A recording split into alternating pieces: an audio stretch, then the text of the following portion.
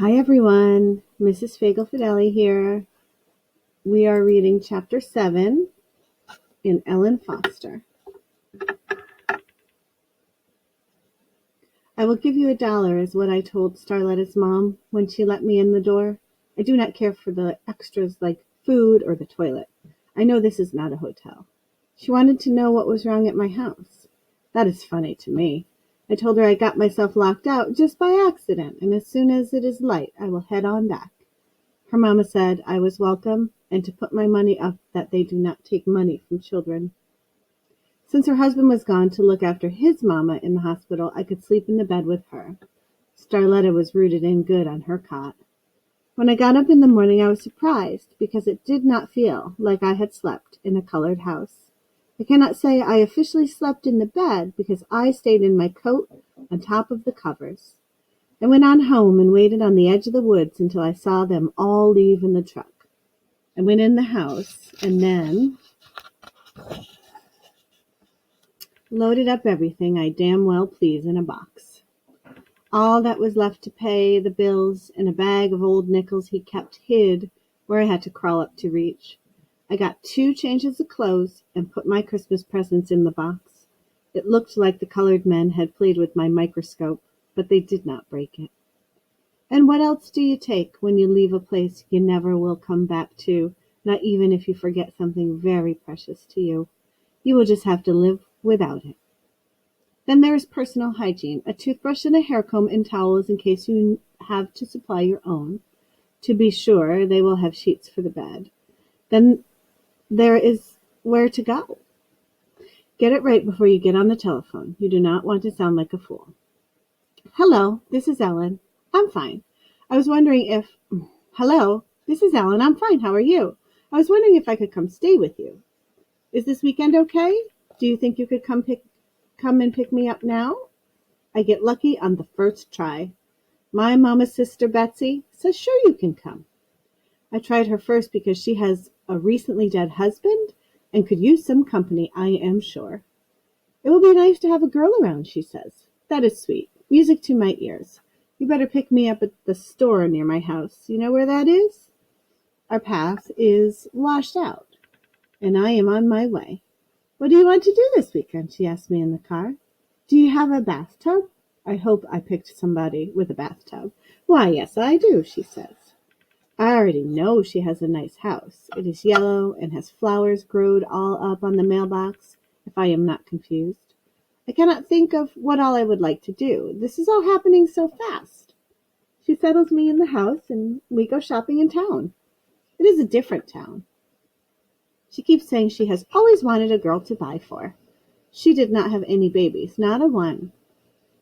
We shop and buy a dress that suits me fine, and more little things than I can think of. My favorite was a pair of gloves with a sequin cat sewed across the hands. I cannot play in them, but they are good to look at. All afternoon and night and on into the next day is like magic. I do not think of anything but the flowers on the sheets and the bubbles in the bathwater. This is the life. All day Sunday we just lounge around the house. Aunt Betsy spends right much time on the couch looking at magazines with stars in them. She just smiles and tells me to make myself right at home, which I do, looking in the dresser drawers, fingering the whatnots, generally getting to know the place. She just keeps saying for me to make myself right at home. It is good to have somebody around like that. Then she wants to know who is coming to take me back. She must have forgot. Take me back where, I wonder? Home, she says. I say, I told you I wanted to come stay with you, and you said fine. Now I am here, and I got all my stuff that I brought from the other place back in the bedroom closet. She says no and laughs at the same time. I meant you could stay for the weekend and then go back to your own home. Really? What did you think I meant? That I could come stay with you? Well, I'm sorry for the misunderstanding. Me too. Good. Let's just take you back, and you can come again another time. My new mama grocery shops every Saturday night. She tells one of the big girls to look after the baby boy, and then she is off. I go with her sometimes just to get out of the house. If you get your coat and hat on and stand by the door, You can usually go. But if you go, you better help. She will not let more than 3 of us go at one time because that spells trouble. She took the baby one time and came home frustrated and touchy. It is hard to shop with somebody in the way. I took Starletta with me one time and found that out for my own self. She goes at night to miss the crowd. That is good because you do not have people breathing down your neck for you to make your meat or fruit selection. It is also good because they slash the prices on the fancy baked goods. I almost died when I saw all the froze food in this store. Way more than in my old store. Here you could get every meal of the day froze on a plate. Breakfast, lunch, not just supper. Pancakes, patty sauce, blink sauce, hamburger meat, already in the bun. I tried to get my new mama to buy some of it, but she said it was cheaper and better nutrition to make food from scratch. But it is not easier. She never runs out of money at the store. No matter how many bags she has, she does not have to put a thing back to get next time. She pays the way I like, cash on the barrelhead. Riding home in the car with all that food, you feature how it will look and smell cooked. Chicken does not look like much raw, but wait till you fry it. Then it melts in the mouth.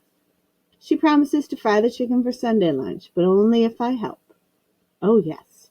And please, what about some sweet corn and potatoes? Or if you do not have any corn, what about some peas? Does that sound good to you? That sounds fine, but only if you help me. Oh, yes. Aunt Betsy lets me off at the end of the path, just like I ask, and I walk the rest of the way to the house. I will just have to lock myself up, is what I thought. If I have to stay here, I can lock myself up, push the chair up to the door, and keep something in there to hit with, just in case. I forgot sometimes, and he got to me. But I got him away from me pretty soon. If you push him down, you have some time to run before he can get his ugly self up. He might grab and swat, but that is all he can do if you are quick. I would have been okay if he had left me alone to begin with, but he got confused. Sometimes he would come stand outside my closet door, just to tease me, talking to me all about my mama's little ninnies. You got girl ninnies, he might say. I became the champion of not breathing or blinking to be heard. Somebody else calling out sugar blossom britches might sound sweet, but it was nasty from him. He could make anything into trash. The first day at school, my teacher noticed a bruise he put on my arm, and they all had a field day over it in the school nurse's office, calling in everybody but the janitor to come in and take a look at it. I had rather nobody saw my business. The teacher said she was fascinated by me and my bruise and just had to hear more. She'd been watching me close ever since I would not tell her about my mama. She asked me how it all happened, so I told her my daddy put the squeeze on me, and that is how it happened. She was shocked, but I told her I was used to it, so do not get in an uproar over it. You live with something long enough, you get used to it. Like smelling the inside of Starletta's house. She asked me if I had somewhere to spend the night. Of course, I live in a house, just like everybody. No, honey, not your house. Let's call somebody to come pick you up, and I'll take care of getting your things from your house. That sounds good to me, but I already tried it one time. Who did you know to call? She wants to know. All I can think of is Starletta and her mama and dada, but you have to call the store for somebody to give them the message. Isn't Starletta your little colored friend? You could tell by the way she said colored that this would not do. She is it, I say. I would feel foolish calling up Dora's mama or my mama's mama, and I have already worn out my welcome at Aunt Betsy's. The teacher says everything is okay and she will make the necessary arrangements. That sounds good. Maybe she'll have better luck than me, is what I thought. My art class teacher had been standing over to the side and not saying anything. I did not know her good, but she liked the way I do art. She got the teacher and the principal by the sleeve and said to have a word or two in the hall. When they came back in, they said they had decided what to do with me. It is about time, I thought. Yes, Lord, it is about time. Okay, everyone, that was Chapter 7 in Ellen Foster. Thanks for listening.